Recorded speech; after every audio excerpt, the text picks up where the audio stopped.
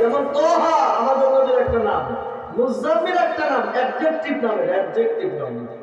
মুদাথ্থির কার নাম? ইয়া আইয়ুহান নাবিয়্যু, ইয়া আইয়ুহার রাসূল। আমাদের নবীকে আল্লাহ এত সম্মান দিয়ে ডাক দিয়েছেন, এরকম সম্মান দিয়ে ডাক আর কোন নবীর ডাকেন নাই, নাম ধরে ডাকছেন। যাই দেখ, ইয়া ইয়াহইয়া খুযিল কিতাবা বিকুওয়া, ইয়া মূসা, ইয়া দাউদ, ইন্না জাআলনাকা খলিফাতান ফিল আরদ, সালামুন আলা মূসা ওয়া হারুন, সালামুন আলা ইলিয়াসিন, সালামুন আলা ইব্রাহিম, সালামুন আলা নূহিন ফিল আলামিন। কথা বুঝেন নাই? কিন্তু আমাদের নবীর আল্লাহ কোথাও নাম ধরে রাখেন নাই, শুধু এক জায়গায় বলছেন, সেখানে সাথে সাথে আবার গুণ আনছেন, মুহাম্মাদুর রাসূলুল্লাহ। ইয়াসিন ওয়াল কুরআনিল হাকীম, আয় ওয়া কুরআনিন যী হিকামিন আযীমা, প্রজ্ঞায় ভরা, জ্ঞানে ভরা, হিকমতে ভরা কুরআনের শপথ। আল্লাহ নিজে কুরআনের শপথ খেয়েছেন। শপথ খাইয়া মানুষ কথা কেন বলে? কথাকে মজবুত করবার জন্য, ঠিক না? কথাটার প্রতি গুরুত্ব দেওয়ার জন্য। গুরুত্বপূর্ণ কথাটা কি? ইন্নাকা লামিনাল মুরসালিন, ইন্নাকা লামিনাল মুরসালিন, তানজিলাল আজিজির রহিম। নিশ্চয়ই আপনি রাসূলগণের অন্যতম রাসূল। শুধুই রাসূল না, আপনি মুমতাজ রাসূল। তিনি আউয়াল, তিনি আখির। আমাদের নবী আউয়াল, আখির বলেন। তিনি ফার্স্ট, তিনি লাস্ট। আমাদের নবী ফার্স্ট কোন দিক দিয়ে বলেন তো? সমস্ত নবীগণের নবুয়ত সিলেকশনে আমাদের নবীর নবুয়ত ফার্স্ট সিলেকশন। কিন্তু সকল নবীর নবুয়ত পাওয়ার পরে বহির্প্রকাশ লাস্টে। আমাদের নবীর নবুয়ত সিলেকশন প্রথম, বহির্প্রকাশ লাস্টে। আমাদের নবী খাতামুন নবিয়্যিন, লা নবিয়্য বাদাহু। খতমে নবুয়তের দাওয়াত তুলবেন, এটা আকীদা, এটা অবিশ্বাস করা কোনো তারা কাফের। কাদিয়ানীরা কাফের, কাদিয়ানীরা এদেরকে কাফের ঘোষণা করার দায়িত্ব সরকারের।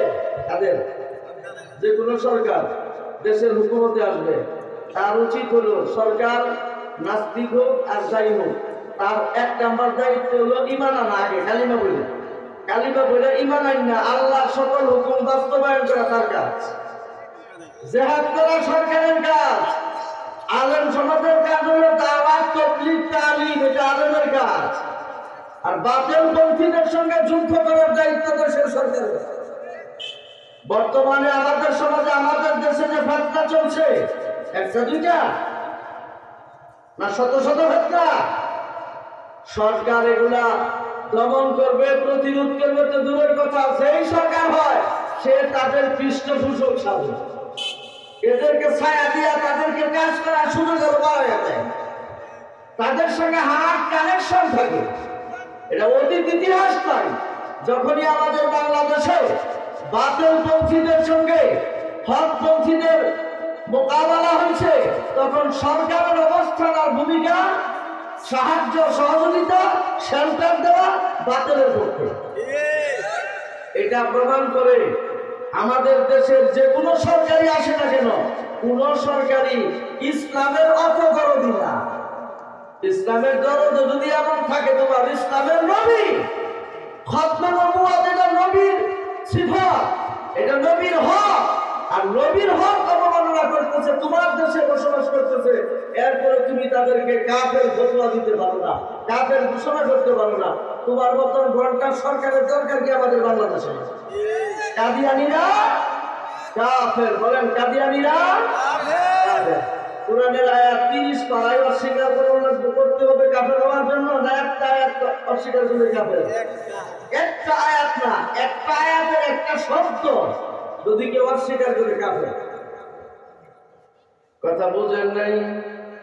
শুনেন, কোরআনের শিক্ষায় শিক্ষিত যারা এরা দেশের সকল অধ্যায়ে, সকল বিভাগে, সকল সেকশনে এদের যদি কর্তৃত্ব থাকতো, এরা যদি বসা থাকতো, আজকে আমাদের দেশে এত অশান্তি, অনিরাপত্তা, এই গুম, হত্যা, লুটতরাজ, চাঁদাবাজি, ছিনতাই, চুরি, জেনা, শরাব পান, এগুলো এত বেশি সংগঠিত হইতই না। আজকে এগুলো আমাদের দেশে সংগঠিত হচ্ছে কেন? কারণ এগুলোতে খারাপ কাজ, এই খারাপ কাজগুলোরে তারা ভালো মনে করে যারা ক্ষমতার দপ্তরে বসা, যারা ক্ষমতার দপ্তরে বসা তাদের কাছে শরাব প্রিয়।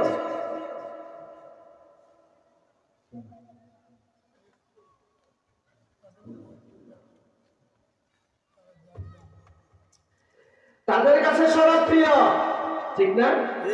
তাদের কাছে জিনা প্রিয়, কথা বুঝেন না? তাদের কাছে চুরি করা ভালো লাগে, দেশের সম্পদ লুট করা ভালো লাগে, চাঁদাবাজি করা ভালো লাগে। এই অপরাধগুলো তাদের কাছে প্রিয়। এদের দ্বারা কি দেশে শান্তি প্রতিষ্ঠিত হবে? হবে? দেশের শান্তি প্রতিষ্ঠিত হতে হলে প্রত্যেকটা দপ্তরে, অফিসে জ্ঞানী লোক বসানো লাগবে। কি লোক? জ্ঞানী। জ্ঞানী কাকে বলে? কোরআন এবং সুন্নাতের জ্ঞান যাদের কাছে আছে তাদেরকে জ্ঞানী বলা হয়। শেখ সাদি একটা চমৎকার উপদেশ দিয়েছেন এক জায়গায় গুলিস্তানে।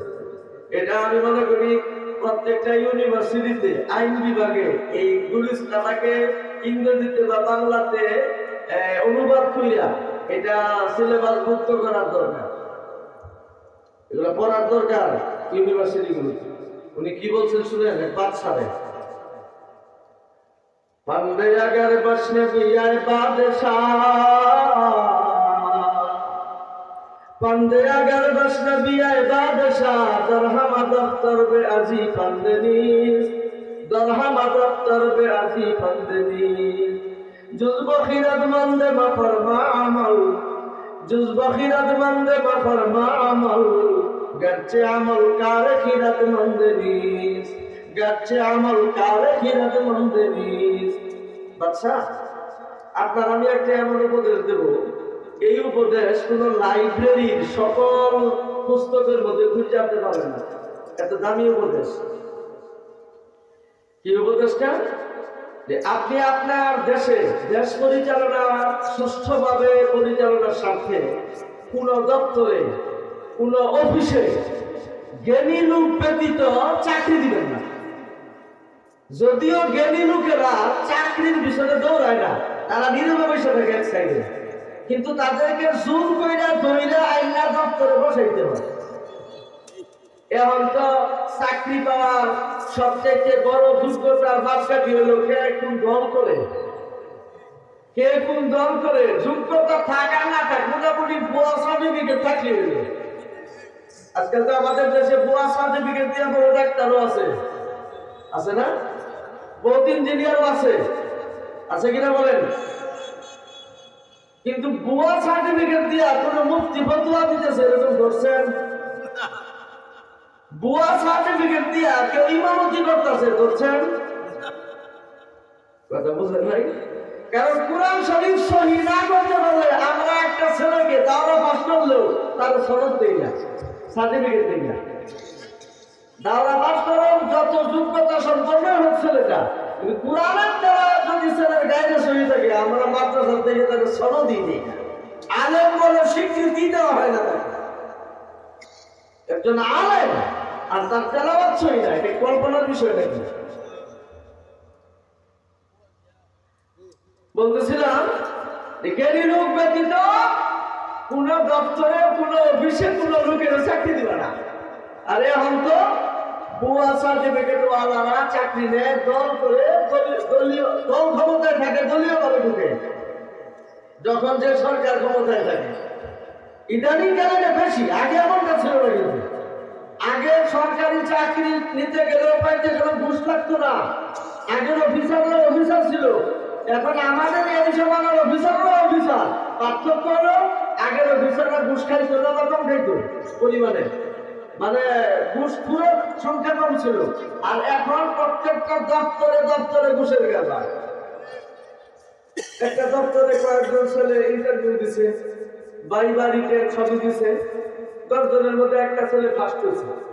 ছেলেটা মেধাবী, যোগ্যতাও আছে, কিন্তু তার সম্পদের জোর কম, টাকা পয়সার জোর কম, কারণ এই জন্য তার চাকরিটা হচ্ছে না। কারণ ওর মধ্যে যে ছেলেটা আছে থার্ড হয়েছে বা ফোর্থ হয়েছে বা সেকেন্ড হয়েছে, এর টাকা আছে, বাস টাকা নিয়ে তাকে চাকরি দিয়ে দিল। এই যে টাকাটা খাইলো, লেনাদেনাটা হইল, এটা হারামি গাছ। ঘুষ যে দেয়, ঘুষ যে খায়, উভয়ে জাহান্নামী হবে। আর রাশি ওয়াল মুত্তাশি কিলাহুমা ফিন্নার। ঘুষ দাতা, ঘুষ গ্রহীতা উভয়েই কোথায় যাবে? জাহান্নামে যাবে। কথাটা বুঝছেন?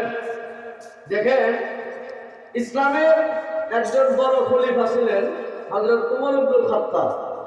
ইসলামের 2 নম্বর খলিফা, অর্ধ জাহান চালাইছেন, তাই না? কত বড় ইনসাফদার বাদশা ছিলেন।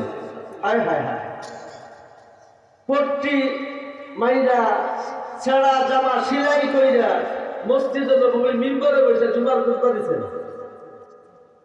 তালি দেওয়াটা বলবে শব্দ বেছে রাতের আধারে বেরিয়ে জনগণের খবর নিছেন, বুঝছেন?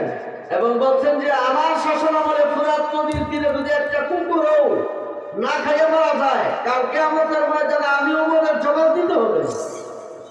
আর এখন জনগণের মাল খাইয়া প্রস্তুত কইরা দেশের সম্পদ সব বিদেশ পালাই দিচ্ছে, ঠিক না? এরাও বাদশা, তারাও বাদশা ছিলেন। হযরত ওমর রাদিয়াল্লাহু তাআলার ছেলের নাম হলো আব্দুল্লাহ ইবনে ওমর। হযরত উসমান রাদিয়াল্লাহু তাআলা ইসলামের 3য় খলিফা। উনি যখন খলিফা, তখন ওনার বিচার বিভাগে একজন প্রধান বিচারপতির দরকার, চিফ জাস্টিস। তো হযরত উসমান, উনি তো প্রধান রাষ্ট্রপ্রধান, উনি